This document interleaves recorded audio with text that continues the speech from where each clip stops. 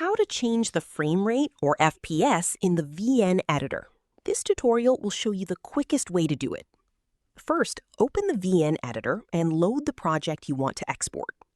Once you've finished editing, tap the Export button in the top right corner of the screen. On the Export page, you'll see the default export settings. If your settings are on Auto, switch to Manual so you can customize the video settings.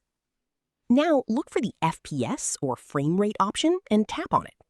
From here, you can choose your preferred frame rate, such as 24 FPS for a cinematic look, 30 FPS for standard videos, or 60 FPS for smoother motion, depending on your source footage and the platform you're uploading to.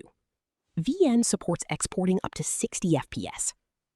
After selecting your preferred FPS, you can also adjust the resolution and bitrate if needed. Finally, tap Export to save your video with the new frame rate. For the best video quality, it's generally recommended to match the export FPS to your original video's frame rate, instead of increasing it, since raising the FPS won't make low frame rate footage smoother. And that's how you can change the frame rate, or FPS, in the VN editor. If this video helped you, don't forget to like the video and subscribe for more quick editing tutorials.